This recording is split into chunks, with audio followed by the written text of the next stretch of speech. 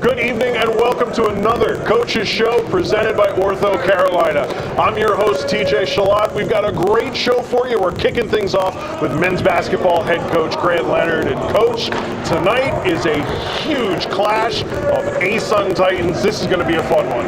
Is it? Who are we playing? Yeah, some team, Austin P, I think is what they're called. The number one team in the ASUN comes here to Charlotte, a location you guys have been dominant at home this year. They're not so good on the road. What do you expect in just your gut instinct out of your team tonight? Well, when you say number one, I only say in timing, okay? Because you never know how it falls later in the season. But that's true. First, Austin P is a phenomenal team. And the one thing they do probably better than anyone else in our league is they force turnovers. I think about 15 and a half a game. And they're getting almost 10 steals a game. And so we have to be able to limit our turnovers and keep them out of transition. And if we're able to do that, I think then we can have some success for us. One of the storylines around this Royals team, even going back to the last time we chatted here on a coach's show, was the offense and how strong it's been. That's number one in the ASUN Queens in terms of offense, going up against the number one defense. So how much of the identity tonight is going to be offensively minded? Yeah, I mean, I think both teams are good offensively, and we have moments where we're good defensively too, just haven't been as consistent as them. But I do think that we generate a lot of energy for our team offensively, and we're going to have to do a really good job of taking care of the ball in the full court to get to our half-court offense. If we can, I think we'll be able to score against them. Are you looking at guys like Carson Schwieger, leads the ASUN in three-point field goal percentage? Chris Ashby, he's number 6th in the conference. Are you looking at guys like that to stretch the perimeter and maybe pull them thin and then find the weaknesses, or are you going full power mode tonight? Well, I think we always just try and teach our guys to take what the defense gives us, and there are times where teams try and force us by packing the paint and protecting the paint to keep Avante and Jordan Wofford away from the rim, and then Carson and Chris get some open looks. But there are also teams that try and take away their threes, and then it's got to be Berman, Nazman, Avante Parker, and Jordan Wofford attacking the paint, getting to the rim, loosening up the paint protection to then generate the threes. On the other side, you've got to slow down their partner, Colin Parker. He's the ASUN Player of the Week, newcomer of the week as well. What's the plan here? How do you attack someone like him in his game? Man, he's been scoring on all 3 levels, 40% from 3, 88% from the free throw line, shooting a great percentage at the rim. And what we've got to do is make him take tough twos, but easier said than done. He's a really good player. And so our defense is going to have to be not just one-on-one minded, but help-minded to keep him from that. Is he someone that you kind of single out in your game plan as someone that we've got to spy or at least keep an eye on 99% of the time? Yeah, I mean, we definitely spent a lot of time on him. We also spent a lot of time on Brookshire, who's playing fantastic right now, in Tyree Collins. And keeping them out of the paint, out of transition, was a huge focal point. In fact, probably our most important focal point is slowing them down in transition. When you look at the ASUN standings, Austin Peay's number 1, Central Arkansas right now number 2, Queens sitting at 3. Central Arkansas was here at the end of January, didn't go the Royals' way. How much of a litmus test is this one going up against the top team in the ASUN in your mind? I mean, I just think the best thing is when you're in February, a lot of teams kind of feel like their season's almost over. We're playing high-stakes games in February. It's kind of right where we want to be, and I don't know that we fully control our own destiny, but we're pretty close. And it starts here tonight, and we got to be able to take care of business. You're a man of culture, as we all know. Love the sweater, as you've become known. It's a trademark of yours. I want to talk a little bit about team culture. And most of us know, anybody who's following on social media, we know about the street dog of the game. For those of you who don't, it's fantastic. Check it out. If you could talk about the culture of this team and maybe how it differs from some of the other teams and different squads you've coached over the years, what kind of sticks out to you about the culture of this squad? Yeah, offensively, we always preach we play for each other. It starts with running the floor. We run the floor for each other. We don't always get the ball when we do it, but we run the floor to flatten the defense and start the possession. Then we cut for each other, and we screen for each other, and we make plays for each other. And everything we do offensively is for each other. And that resonates with everything we do. And then everything we do defense is toughness-wise, which is where Buddy comes in. And the street dog mentality, the dirty plays, the dirty rebounds, the loose balls. When we win those, we're usually very successful. And so we track them, and we got to tell our guys Austin Peay's really good at them. So we got to be on our point to win the dirty plays tonight. Well, we'll see if you guys can get it done. I sure hope so, Coach. Thank you so much for the time, and go Royals. Thank you for having me. We've got plenty more coming up on the Queen's Coaches Show presented by OrthoCarolina, including another Royals Roundtable. We spoke exactly about that, culture. It's the theme this week. You're not going to want to miss it. Stay tuned. Coming up on the Queen's Coaches Show presented by OrthoCarolina. First question out of the kids' mouth is, when can I get back to doing what I want to do? So in 2019, I was in class and I was doing a jump that I've been doing since I was maybe 6 years old.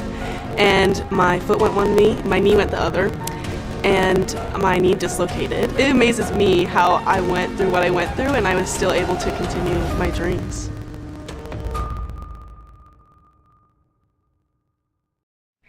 Before a city turns to you for answers, before the stories that need telling are told, and our nation's biggest companies look to you to make their next big move. Whenever, however, you're called upon to step up, Queens will prepare you to do just that. Because here, Royals rise.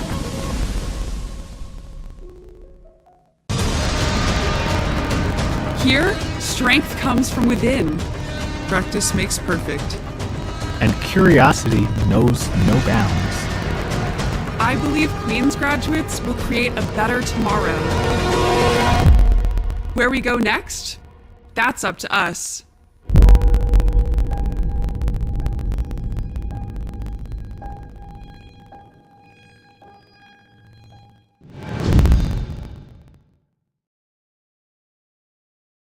All right, my name is Jeff Dugdale, and I'm the Associate Athletic Director for Creative Services and the Director of Swimming Operations, which makes me the head swim coach.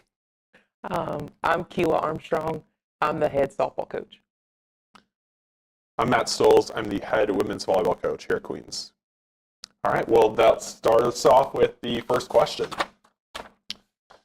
When you first became a head coach, what was the first thing you wanted to instill in your culture? Keela? For me, which was not that long ago, I became the head coach fully like 2 years ago. And I think for me, I inherited a really good culture. So I kind of wanted to keep the same foundations. I wanted them to feel like they had a safe space with the coaching staff and with each other, more so like we're a family. So yeah, I think I just wanted to have a good environment, not one that was hostile or toxic, quote unquote. So yeah. Yeah, for me, when I started, it was important to me to create a culture similar to what I came from at Auburn and saw at Auburn and on the United States with our Olympic things and Olympic programs, and that was a strong vision so that we could keep things always in the fairway and out of the weeds, because that vision would help us say, hey, this topic has nothing to do with the center, so let's move on. Strong values and role driven, so that if everybody had a role, they would feel important and know exactly their place in the program, because it takes, so many different people to make a program work. So that was very important to establish that vision, those values, the roles that people were going to play, and an exit strategy, so we could touch base in our meetings, our monthly meetings, to make sure we're on track of what's most important is the professional career after, which isn't in your sport most likely, it's in academia. And could they perform on demand? Would they have strong emotional intelligence? Would they be strong values that would be seen in interviews that would differentiate themselves? Mm-hmm. I think for me, I take a lot of what Jeff also said. I do very similar stuff with meetings monthly and just checking in and just talking about academics, talking about life, talking about sport, talking about families, whatever it might be. I think it's important to have that connection. When I first became the head coach here, I took over a situation where the program hadn't had a head coach in a while, and it was kind of looking for a different culture. And one of the biggest things to me that I always preach is just treat others how they want to be treated. I think it's as simple as that in a lot of respects. Allowing people to have platforms to speak their minds, as a head coach, obviously we get to listen and decide if we're going to go down that path. But I think showing their value, just kind of like what Jeff said, one of the things that our team kind of adopted middle of the year was talking about how everyone matters. So to what Jeff was saying about everyone having a role, you might be the best pitcher, best swimmer, whatever it is, and sometimes there's always going to be someone that doesn't play or doesn't actively have, scoring points for your team. But that doesn't mean that they don't matter to team culture, team success, all of that different stuff. And so I think it's really important in our program that we talk about each person's roles, and whether that be the role that they really want ultimately for 4 years, maybe not. But like, how can you help be a really good teammate? How can you really help cultivate a strong culture every single day? So I think that's really important to be connected and feel important. I think something important for our audience is to hear this is if for people to follow up or even get in touch with us is we have 3 unique and very real scenarios at this table. You have a culture that Kayla said was good and she came in and wanted to install. You had one that perspective is everything, whether they thought it was, but there was change that had to happen. And you have one that was started from scratch. And I would argue I had it the easiest because I had to get this started from the scratch, and it hasn't changed in 16 years because I've run that. But I think it's a little bit of a Cosby, Stills, and Nash song is for you two, you had to love the one you're with until you could love the one you want. Yeah. And that's the recruiting process, right? So I think people should reach out to us because there's the starting, which is probably more rare. There's the one where you come in, how quickly do you implement change if it was already pretty good, but you had to go? And how quickly do you, how do you make the biggest impact of change and going from there, which is pretty interesting. Yeah, definitely a challenge when you take over when it wasn't great, but I think it was great for me was the idea that so many people wanted just that connection, right? And that's what I preached from day one is like, we're all a part of this team. And, maybe I was pretty lucky in the fact that people just wanted to jump on. They're like, hey, I just want anything different. And so finding that common enemy I think actually probably to what Jeff's saying, probably yours was the toughest because they had it so good. But obviously everyone's just a little different. So you're going to change some stuff here and there. And but yeah, for me, I think what you said, Jeff, is probably true. But yeah, I think I was very lucky that I just walked in and everyone was willing to just try something different. So good. Cool. All right, let's see it. What was something you learned as an assistant coach or a player that you now use as a head coach? Yeah, good one. I would say probably everything. Because I was told from a very young assistant coach that the number at the time, dating myself now, the number one U.S. indicator in the stock market was Xerox. And what's Xerox most famous for? Copying. And so they said, copy everything, copy and make it better and give it back and share it back and go. And so when I became a head coach from an assistant coach, I copied.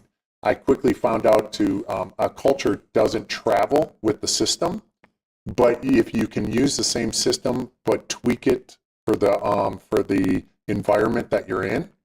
So for me, from Auburn, part of recruiting the first of 19 conference championships in the SEC and 12 national championships at the time in the nation for Auburn. I could bring that culture, I could bring that system here, but this isn't Auburn. To everybody's surprise in the audience, this isn't Auburn. It's a little bit different. And so what happens is once you make that tweak, but you still have the same underlying values and vision and system, then that audience starts to adapt, and we started to see the exact same process. The results happen that we saw at Auburn. Won our first national championship in 5 years after starting, and eventually 14, and all the different winning it came with it. But I found quickly in the beginning is if you don't tweak it for the environment, that system won't be. It's a lot like ideas. A good idea at the wrong time is a bad idea. Right. So it just, you have to tweak. So Xerox was my big thing I learned. So I think for me, it was presenting ideas to people, whether it be a great idea at the wrong time or not, but having trusted people around you, whether that be assistant coaches, captains, administration, all of that, that say, hey, this is what I'm thinking. This is why I'm thinking. Give me other ideas around this. Tell me your opinion. Is this a good idea? Is this a bad idea? What would you tweak? Right? Because ultimately, as head coaches or directors of programs, we need to try and make the best decision with the information we have at that point. Will every decision work out? No. What on paper might have been a great play that you drew up, or you were going to put someone in the lineup, didn't work out. But you got to work with the information, and you got to trust that you made the right decision. But you don't second guess yourself unless you have other information. Right. And I would rather second guess myself later because I have the people around me thinking of other ideas. Because now, if I failed in this situation, my assistant coach, I'm like, all right, I like that idea a lot more now because this idea didn't work. Or we had success going from this way the first time. Let's keep riding this or change or alter this. So surrounding yourself by people that are willing to provide you with ideas, I think is one of the best things that I took from an assistant to a head coach. And I think that's part of the reason why we were so successful is I was able to have 3 really talented assistant coaches and some really good captains to provide some feedback on things that we needed to change and everything like that.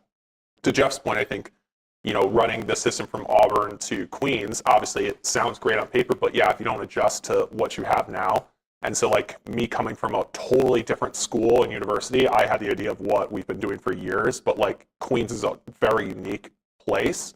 And how do we optimize everything that I know will be successful, but here at Queens? So I think that makes a lot of sense to have people around you that are willing to help. Yeah. For me, my route's a little different into coaching. It's not your traditional route. I was a graduate assistant at where I graduated from, which was LMU, which used to be Queens' rival at one point. I think I heard that more when I got here. But I had 2 fantastic coaches who allowed me to coach and play at the same time.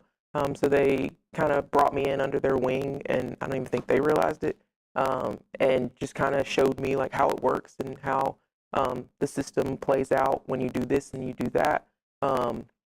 And I was fortunate enough to become the GA there after I graduated. I was only there for 3 months, and then I got hired here. And then I was only an assistant coach here for 1.5 years before I became the head coach. So it was kind of a fast track route, but those 2 guys who coached me are really who I model my coaching after. They have a fantastic culture there, and there's a culture of winning and all those things. And I think, like off of what both of you are saying, building a system around you really matters, and that was one thing that he harped on.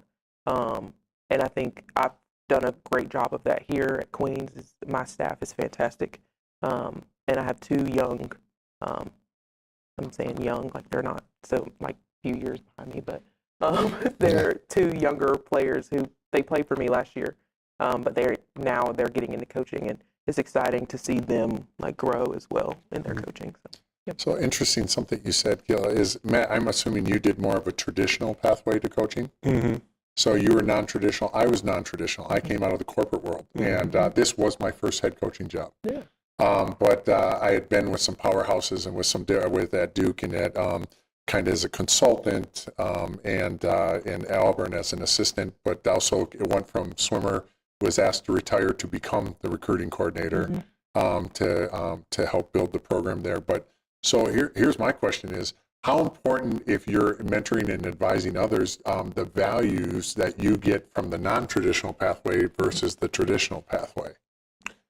I think that's a great point. So one of my assistants, Corey, is a non-traditional in a lot of ways. He's coached for a long time. Actually, I'm sure longer than I have. But he's also, a dad and he's worked, a professional job before as well. And he just sees things differently in perspectives of when you run a program. And I think that's super valuable. And then, I have an assistant coach, Hannah, who played at the highest level at SMU and LSU, who was an absolutely stud player, and she still practices almost every day with our girls because she's that good.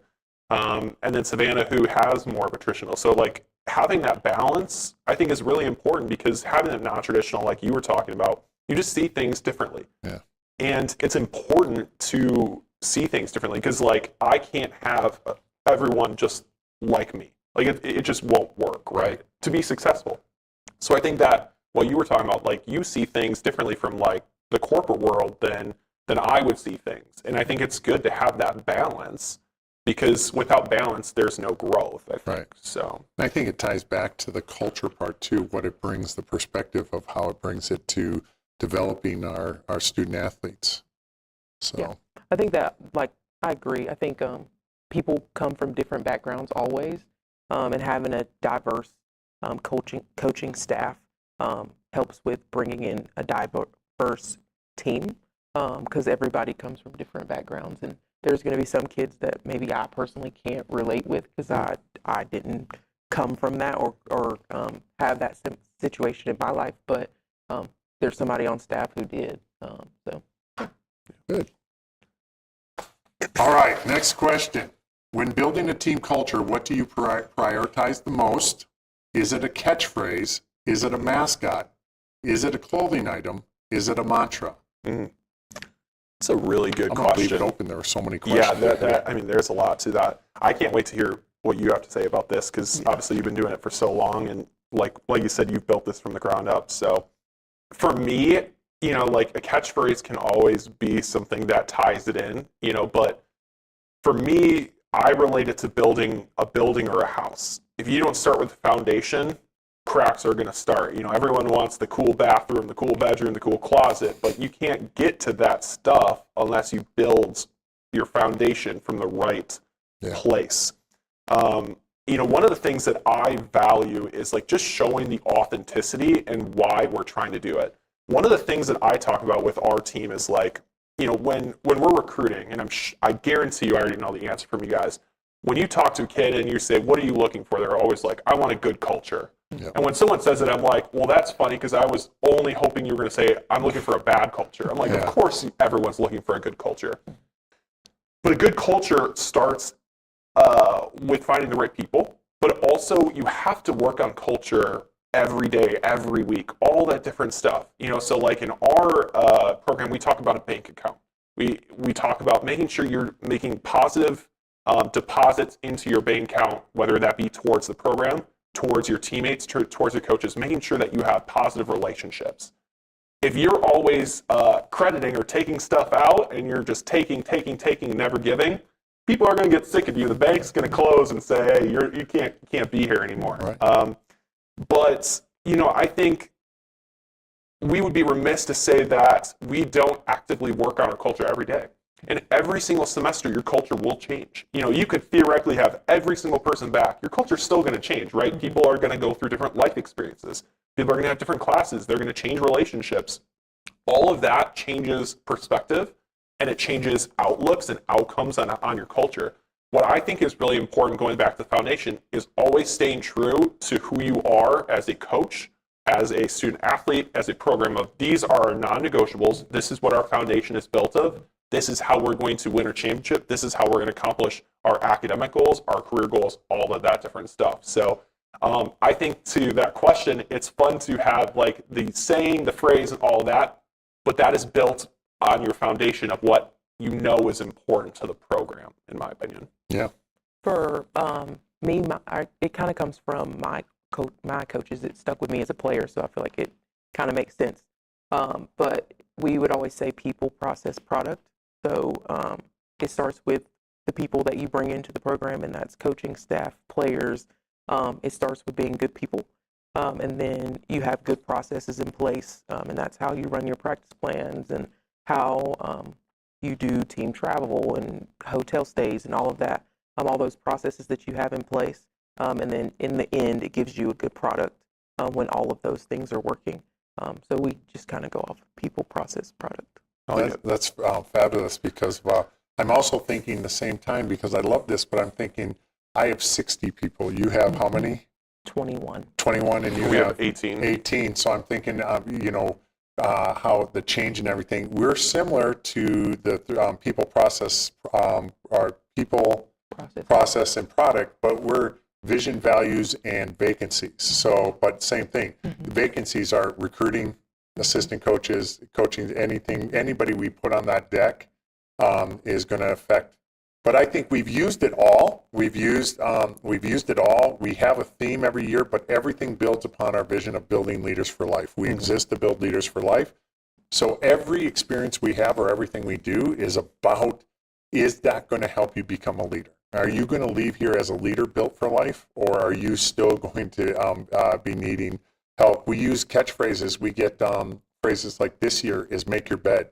And I've studied a lot on F1 drivers, and I've given a lot of talks with neurosurgeons, and one of the fascinating things I did with Juilliard School of Dance is learning that if every F1 driver wants to win, so that can't be the differentiating factor, that team or that culture, if everybody wants to win, that's not the differentiate. It's the make the bet, what the habits, what the everything done outside of that racetrack that gets them to that point. And so for us this year is make your bed is every morning be disciplined enough to do what, and it falls into our value of character, what you do when nobody's watching that will make you better in the end. And we've used mantras a lot. We use a mantra just because of the pressure sometimes that comes with winning. Some of the things is we have a cheer, and I lead it by saying we do what we do because, and they say we can. And it's just a reminder, subtle reminder that nobody has palms on your back. Mm-hmm. But there are so many things that you have to do that have to be done. We're doing this because we want to do it. We want to use the platform to be better academically, to be better in the real world, to differentiate ourselves, to be able to perform on demand, to be able to do all the things we perform under stress, perform individually, perform within the team, and all of that. I think we have to do that because of 60 people. Mm-hmm. Otherwise, it would be easy to get, our culture could go bad quick if somebody starts to go off on tangents. Yeah. And so we got to say, hang on, time out, quick time, 30 second. Let's get back. Our vision is to build leaders for life. Did that behavior have anything to do with that? Mm-hmm. No. Our values are these 6 values. Did your behavior have anything to do with that? No. And our end product is this. Did that behavior help you get to achieve that? No. Then let's get focused and where do we go from here? Mm-hmm.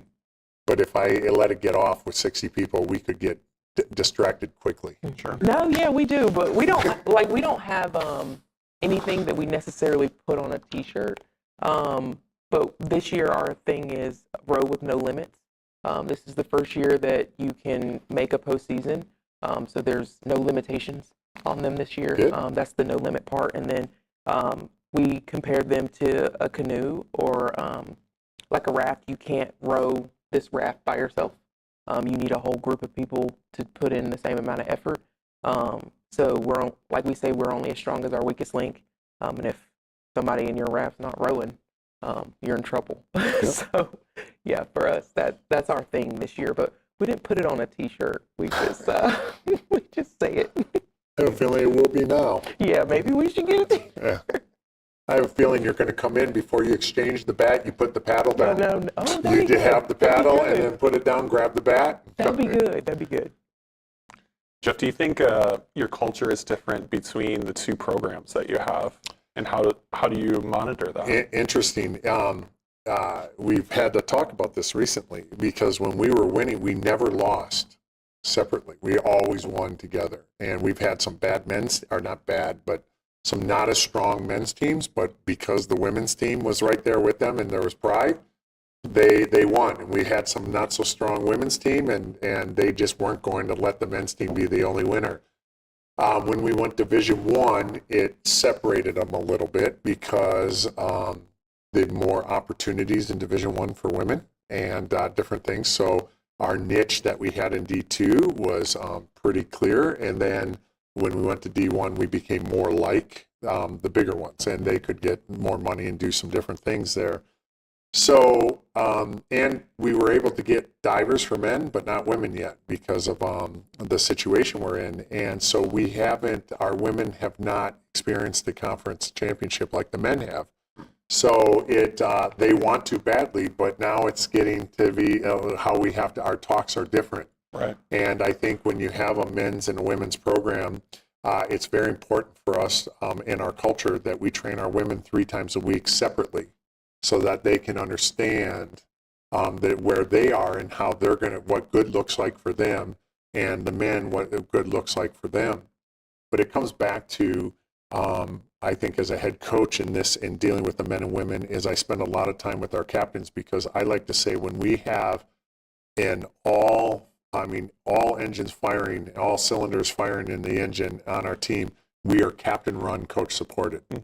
So all you have to do, captains have to come and say, Coach, we need this in order to be better. And I'd be like, okay, you're in the locker room, I'm not in the locker room. You're in the water at the deck, I'm out above the deck level, water level. So you know it, I give it to you, I'll feed it to you, you run with it. And as long as we have that, and right now we have that, we'll have a good culture. So.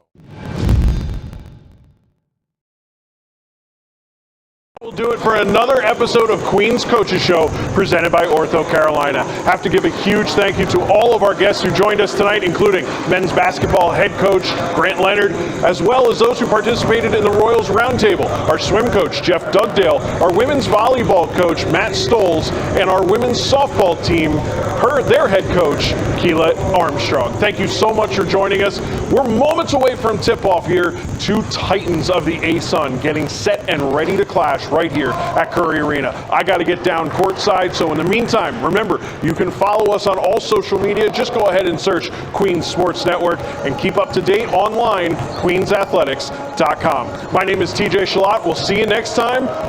Go Royals.